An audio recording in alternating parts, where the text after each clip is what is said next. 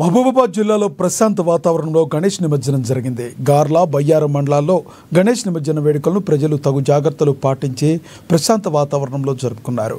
ఈ సందర్భంగా పాకాల ఏటి సమీపాన నిమజ్జన ప్రదేశాన్ని స్పెషల్ అధికారి డిపిఓ హరిప్రసాద్ పరిశీలించారు.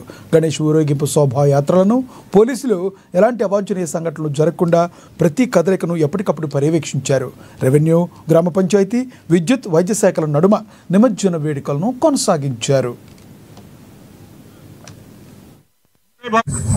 నిమజ్జన కార్యక్రమంలో గార్ల మండలంలో 105 విగ్రహాలు ఇక్కడ ఏర్పాట్లు చేయడం జరిగింది. దీంట్లో నిన్న 25 విగ్రహాలని నిమజ్జనం చేయడం జరిగింది. ఈ మిగిలిన 80 విగ్రహాలు ఈ రోజు నిమజ్జనం చేయడం. దీనికి మా గ్రామ పంచాయతీ తరఫున రెవెన్యూ, పోలీసు, హెల్త్ డిపార్ట్మెంట్ మరియు అన్ని డిపార్ట్మెంట్ల కోఆర్డినేషన్తో ఇక్కడ ఏర్పాట్లు చేయడం జరుగుతుంది. ముఖ్యంగా ఇక్కడ శానిటేషను, లైటింగు, బారికేడింగు ఇవి మా పంచాయతీరాజ్ డిపార్ట్మెంట్ చేయడం జరుగుతుంది. అదేవిధంగా రెవెన్యూ డిపార్ట్మెంట్ తరఫున కొన్ని ఏర్పాట్లు చేయడం జరుగుతుంది. అదే హెల్త్ డిపార్ట్మెంట్ తరఫున ఇక్కడ క్యాంప్ ఏర్పాటు చేయడం జరిగింది. అదే పోలీస్ డిపార్ట్మెంట్ తరఫున బందోబస్తు, సెక్యూరిటీ ఇక్కడ ఏర్పాటు చేయడం జరిగింది.